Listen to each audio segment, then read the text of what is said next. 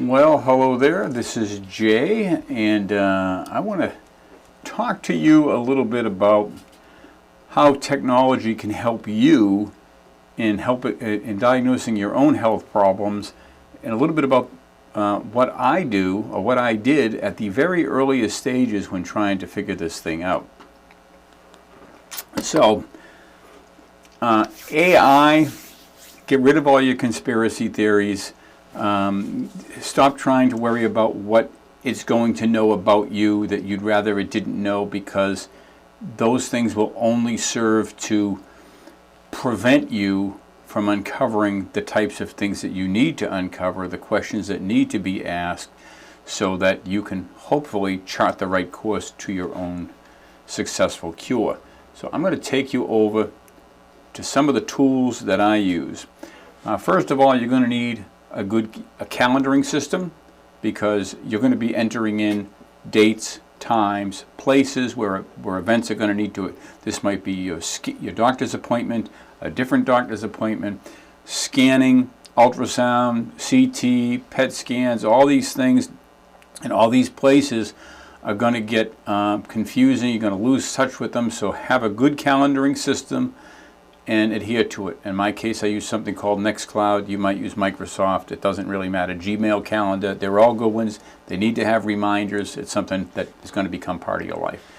You're going to need to have a document similar to this that shows, what is the insurance that you have, what are the doctors you're doing business with, what is their contact information, what are the website contact information. In this case, I have a page on Medicare, on my Regions insurance, on my dental insurance, on my vision insurance, and whatever insurance you have. Everything of value, you need to have a place, a Word document, whatever it is. In my case, I use a wiki where you keep those things, and those things may link to other things, and my guess is it's going to be a document with many links before it's over, but it's going to be your job to keep track of that stuff so that you can do the best job possible of taking care of yourself. I want to minimize myself for a moment here. Okay, because I want to talk a little bit about AI. Now, at the very earliest stages, I don't know if I have actually some of those. I think I'm going to just start off right here. I've created a project within Claude. Now, it could be that ChatGPT or any of the others are great. You have to kind of pick one. You might use multiple at the beginning till you sort out what you feel is the best for you. I've created a project in Claude called Lymph Node Bump, because that's where it all began.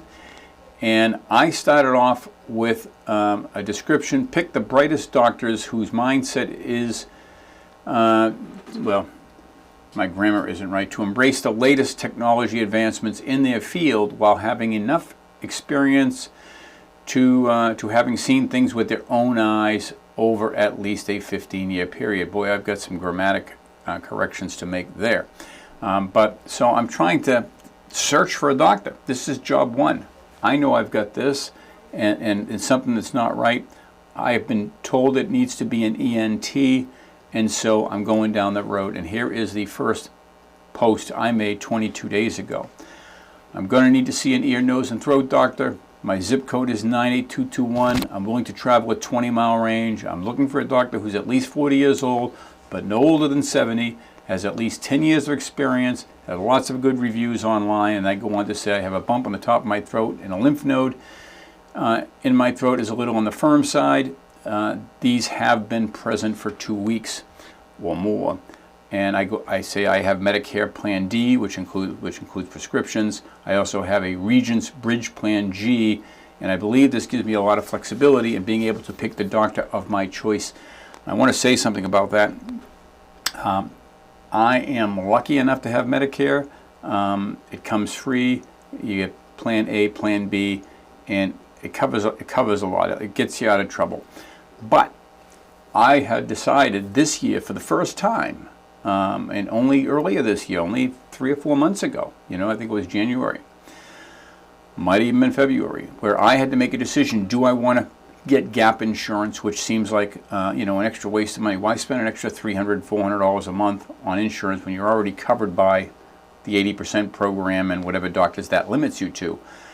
I had decided that I wanted limitless. I wanted to be able to see any doctor, anywhere, anytime in the country for whatever the problem that I had, and I did not want to be limited by location or by whatever group, HMO or otherwise. I really wanted that complete luxury and flexibility, and I was willing to fill in the gaps on the insurance to accommodate that. So I looked for the best, the best, the best. And then, and I've got another AI section on this, but I searched out, I did a thorough search of insurance companies because I wanted to know who had the best reviews, who had the least complaints from patients, from care providers that couldn't get paid, or all kinds of little variables there. So that was its own search case, which isn't what we're talking about here, but I did select Regents in my case as the insurance carrier, and they are what they call Plan G. That's a gap, and the G, I imagine, stands for gap insurance,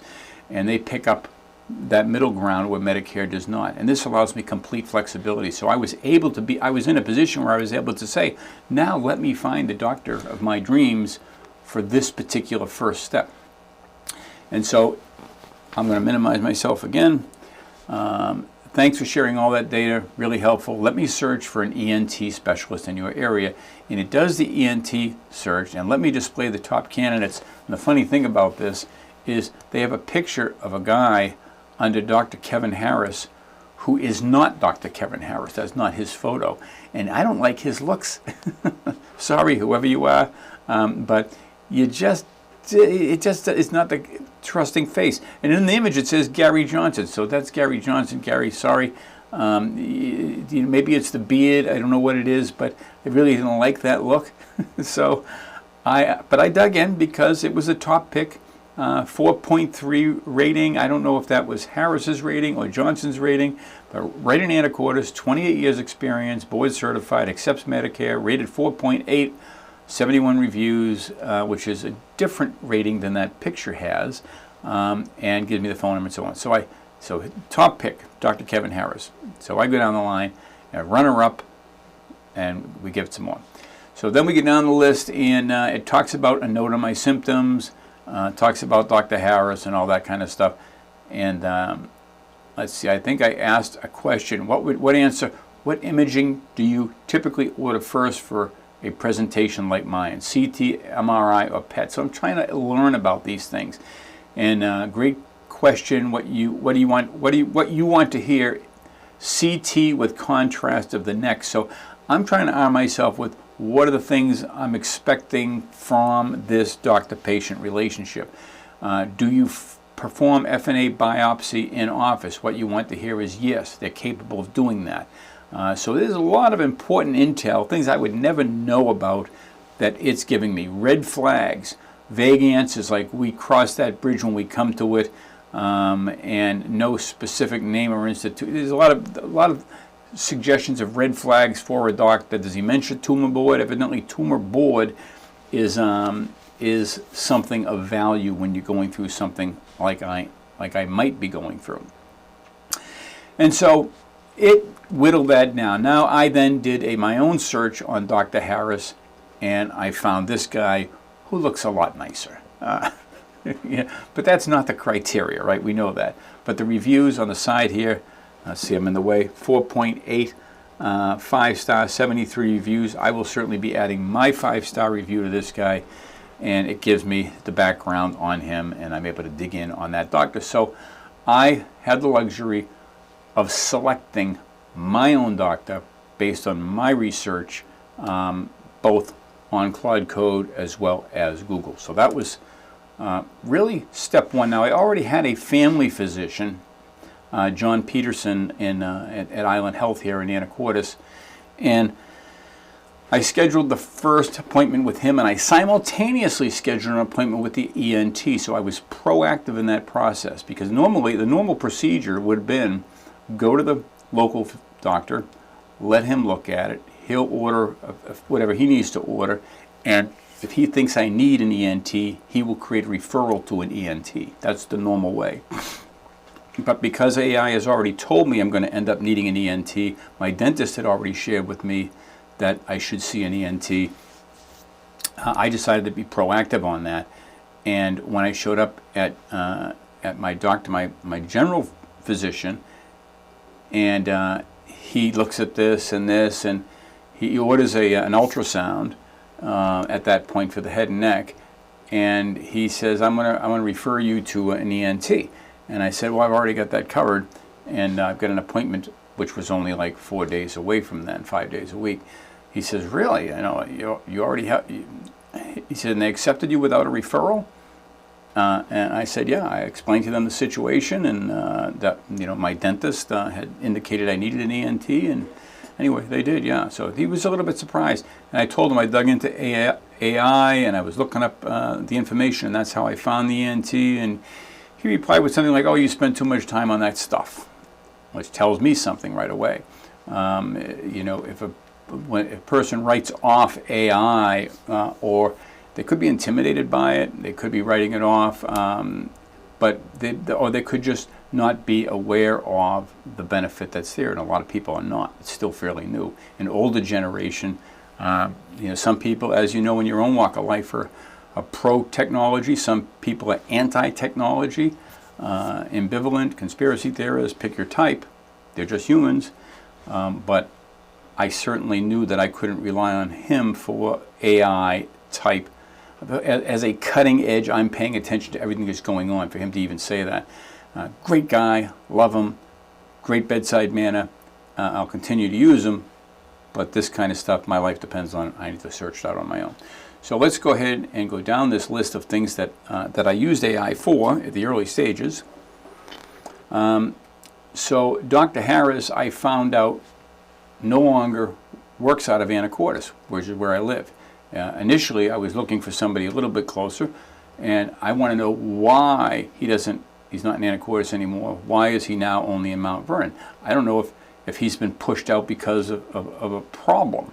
And so I wanted to dig into that, and the clinic in Anacortes closed. As I dug into this, I found out that Skagit Regional Health made a consolidation issue, no public statement, but this is common in small town healthcare. When it was all said and done, I went back and forth a little bit, and it had nothing to do with him. It was the people that own the hospitals, that own the clinics, that make these decisions for whatever reasons that they make them.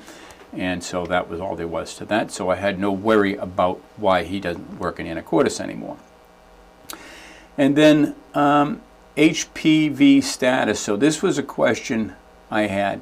When I went and got the biopsy, and I say here, Dr. Harris believes I have squamous cell carcinoma, which has been confirmed. He thought that initially.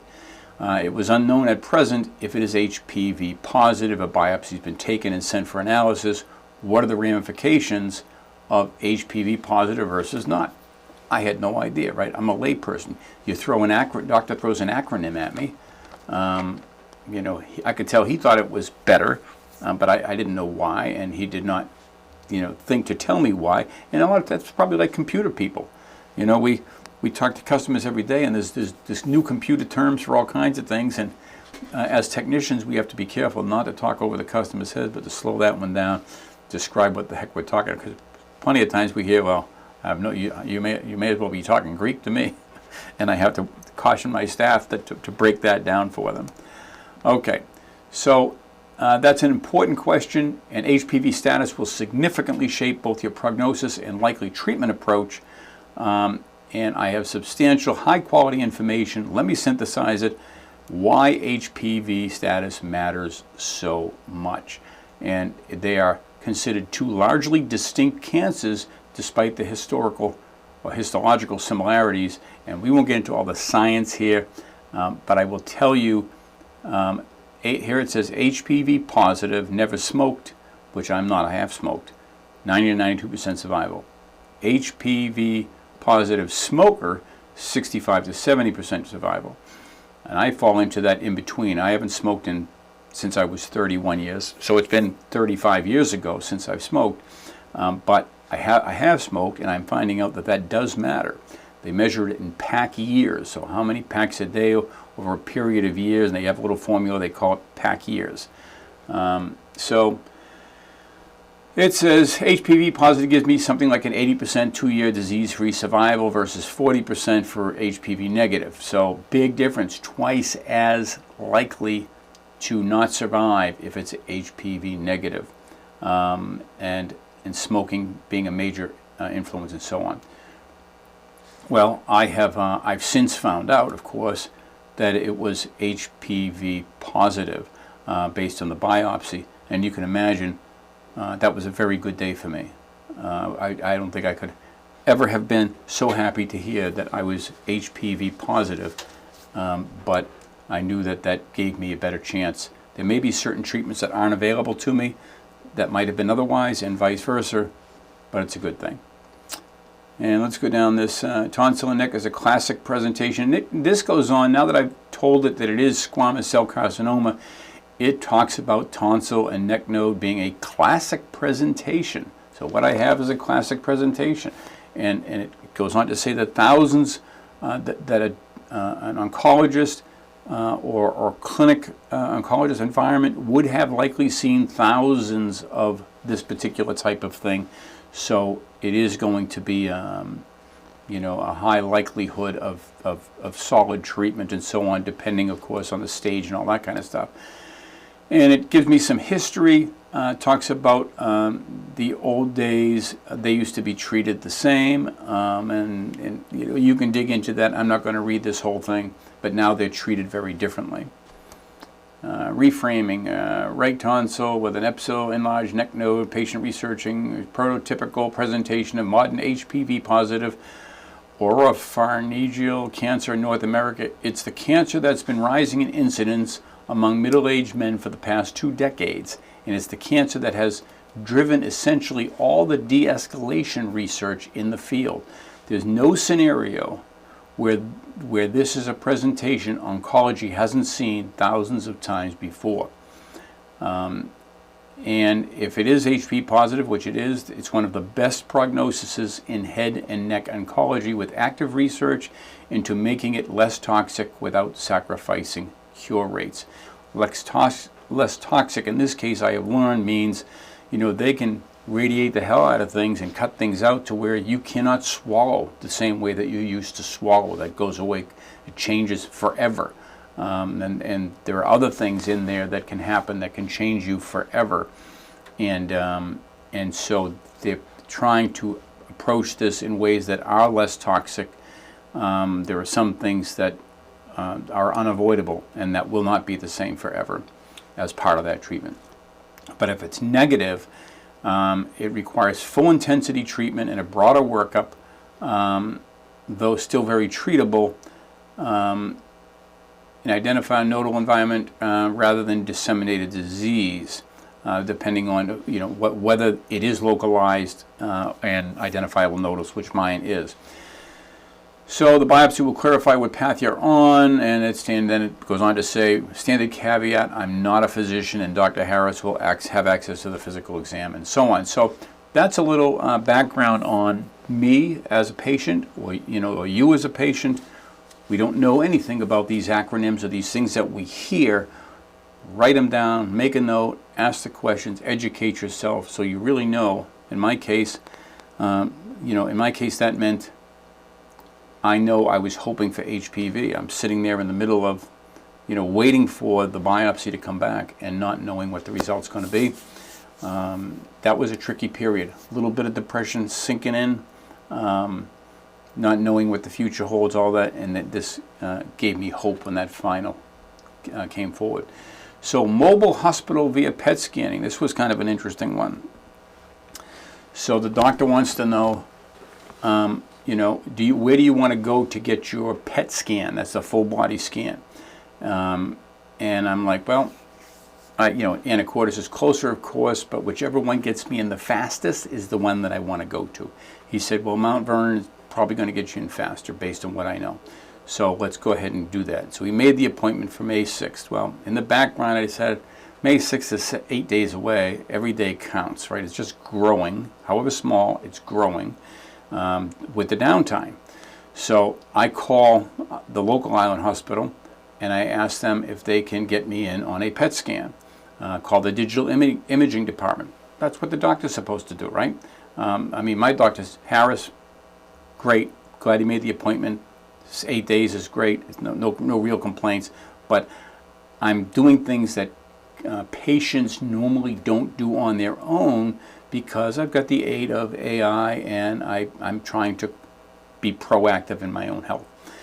So I call Island Hospital and I ask them about getting in on a PET scan before May 8th. Can I get one sooner? Do you have anything? Can I get in today, tomorrow, whatever? Well, we only do that on Wednesdays, once a week, that we do that because we call in their case, a mobile PET scanning trailer that comes in and does the PET scans. So they don't do them at their hospital. That was interesting. So what's a mobile PET scanner look like? I Google it and I find, let's see, mobile PET scanner for cancer. We'll just type that in there. And I got a picture of a tractor trailer. There you go, PET CT imaging. So evidently there's a business out there where these guys pull up in a trailer, a semi, to the hospital and do what needs to be done. And so then my next question was, well, geez, these guys, is the quality of equipment in these as good as the quality of equipment in the hospital? And so I don't know the end. And so I'm asking these questions as we're going down the list. Mobile, fixed PT versus are the mobile positron emission tomography, which is PET, scanning solutions as good as those found in hospitals, or is it the reverse? And so it goes into this whole thing about, the trailers shake and there's potential issues in older if they're not staying up to date, but the same could apply to both scenarios if they're not up to date. And so they're going on and on and on about that. And I realize, I've got to find out the model number of these two scanners. So I call the Island Hospital. I ask them, where is this company that does the PET scans mobily? Where are they located? And they're in Bellingham. So I get their number. I call them in Bellingham. I talk to somebody there, and I ask them for the model number of the PET scanner that they're using when they do these mobile, because I want to see if it's up to date. She won't give it to me. I don't know what model number it is. I just know it's definitely the latest, greatest, and she's trying to reassure me based on her belief that it's the latest and greatest or whatever, but absolutely zero details. And when pressed for it, she basically wanted to hang up the phone. Like I was a crazy caller. But that's really important. If you've got a company that's on Skid Row and they're using a PET scanner from 10 years ago versus another hospital that's got something that's the latest and greatest and is able to create imaging that's far superior, it matters to your life. I couldn't get the answer out of it. And in the end, I decided, you know what? I'm just going to go with the hospital version over Mount Vernon, do the extra 7 or 8 days. I could have dug into this, put it under a microscope, found out, but I still didn't know if I could get it done today, which is Wednesday. And so I called Island Hospital back. They indicated that it was unlikely they could get me in today anyway. So I just went with that. But this is just interesting backstory to this whole process. So next on the list was interpreting a tonsil biopsy. Let's take a look at what that question was. So this is a tonsil biopsy. Can you make anything of it? And I show it a picture of the purple stain. This is the actual biopsy, my tissue, and I'm curious, can AI look at that and tell me anything? Let me log into this real quick. Trying to think of where that came from. Yeah, would it come from here?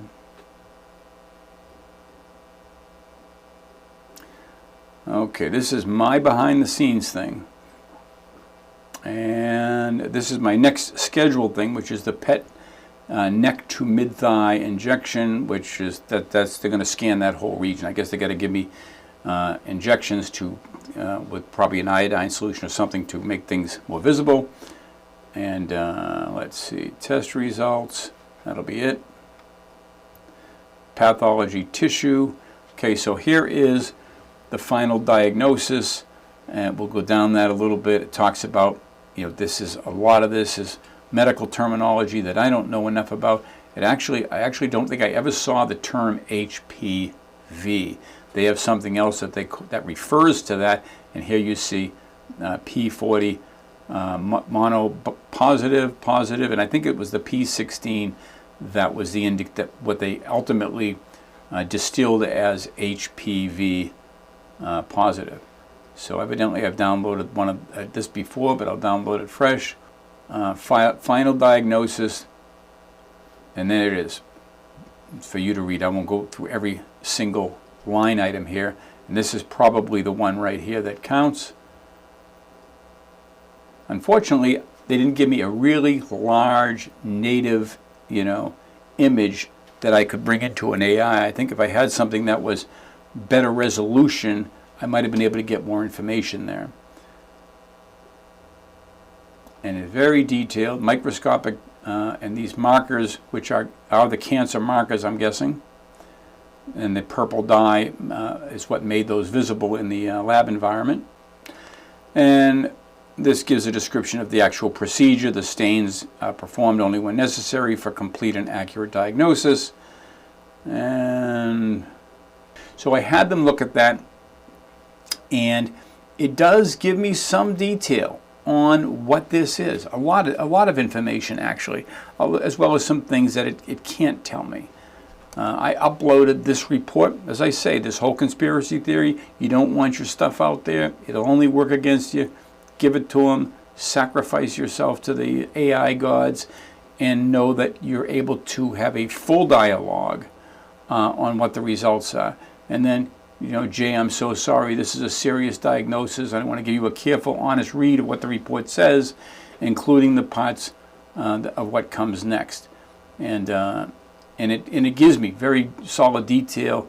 P16 positivity is a surrogate marker for HPV-driven cancer.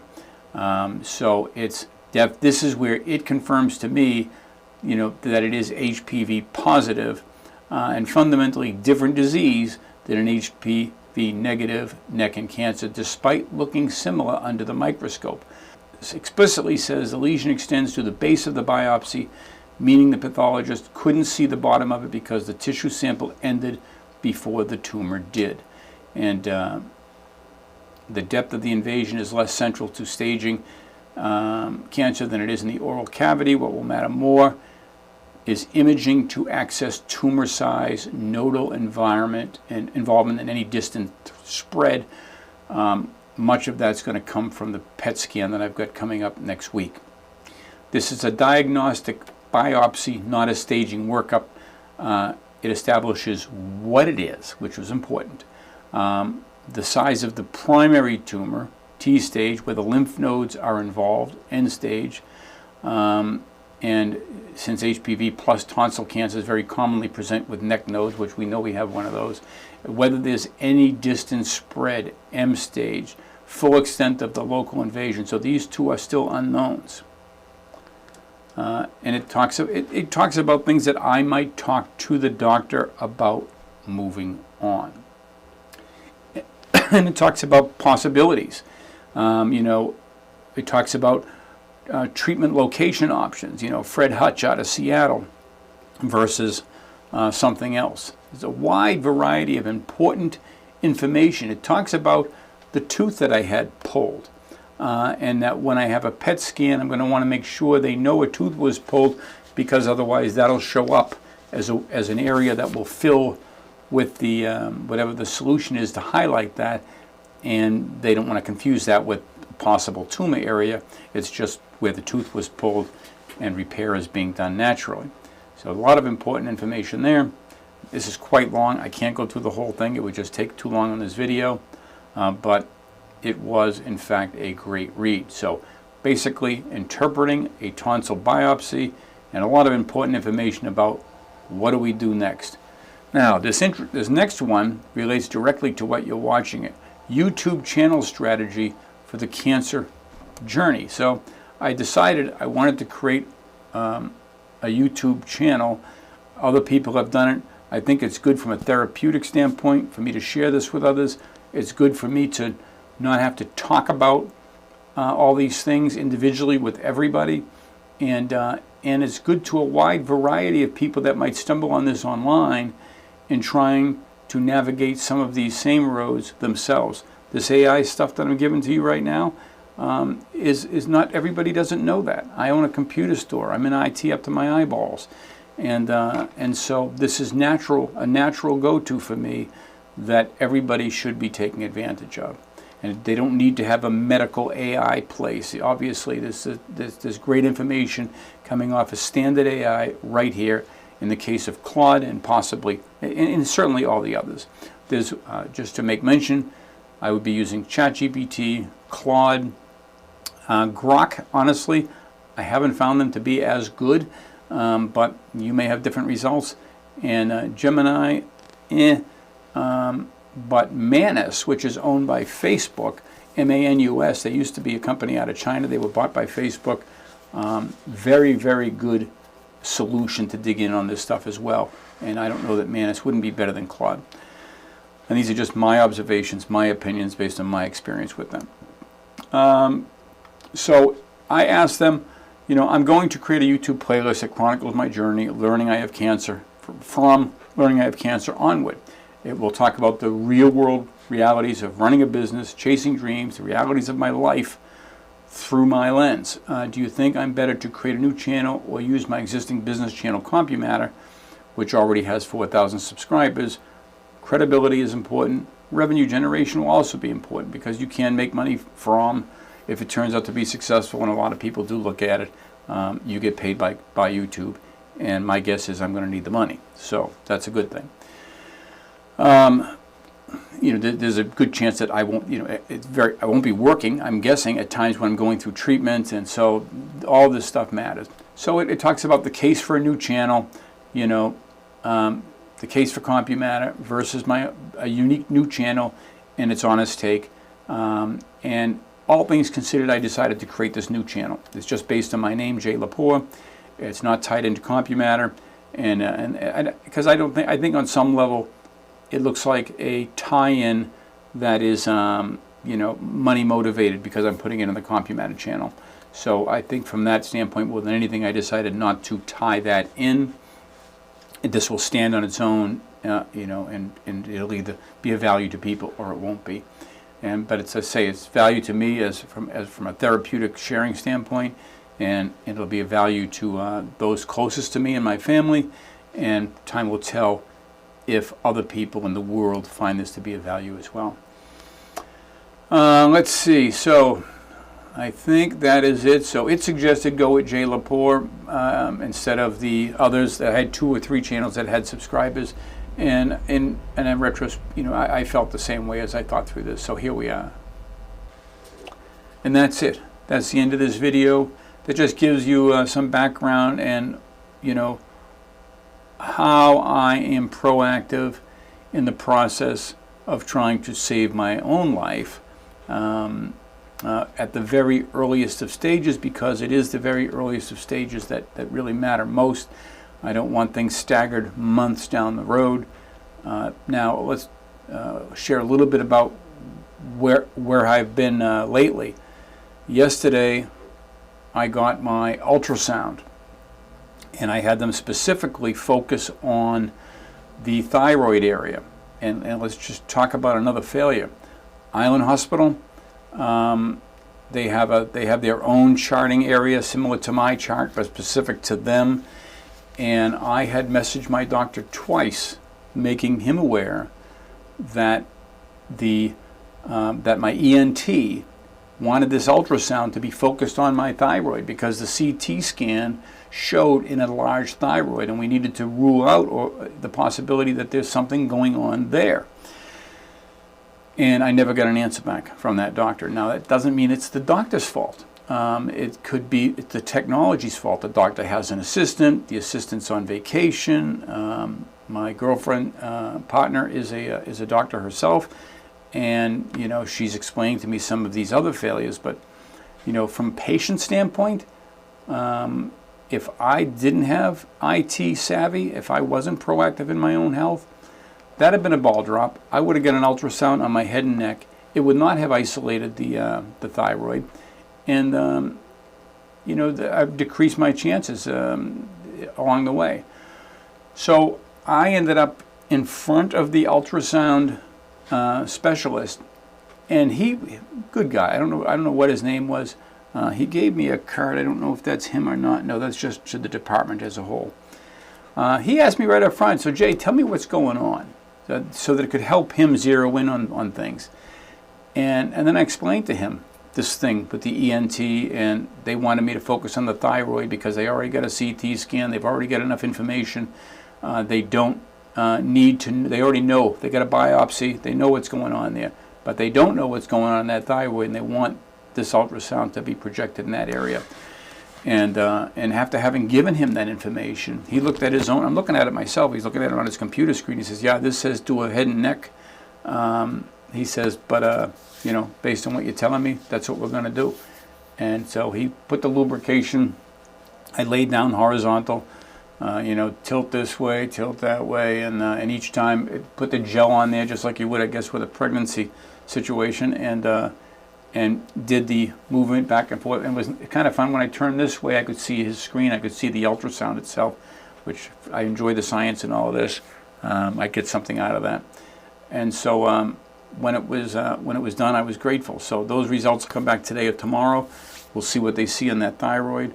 Hopefully it's nothing. It's just an enlarged thyroid from days gone by, because I guess they don't go back or something. I don't know. I haven't looked into why it would be enlarged and not be a problem, but both Tracy and my partner and the doctor both seemed to be not alarmed about it, but my doctor definitely said we want to take a closer look at that, and it was not to be written off. So we'll see what happens there. But again, you've got to be proactive, and if I wasn't, I wouldn't have got that, and that thyroid would still be an unknown. Maybe the PET scan would have given it up, but I have learned that PET scans and CT scans are actually not as effective at looking at the thyroid as ultrasounds are, which would seem weird because ultrasounds would seem to be older technology and not as detailed, but that's the case. I think that's all I've got for you right now. I'm waiting on the results of the ultrasound of the thyroid. I'm waiting on the appointment for the PET scan, and that'll be the next video. Thanks very much for watching. I'm honored, and let's hope together that this has a happy ending. I don't want to overstate things. I realize it's very beginning. He's talking about a lot about nothing, but these are the granular details of the beginning of the process that neither one of us, you or I, know is going to be minor or major. Though my suspicions are that it's going to be able to be dealt with. I've had a number of cancer patients in my lifetime that I've seen that said, "I'm going to beat this thing," and they're no longer with us. So that's not lost on me. Thanks for watching. Bye-bye.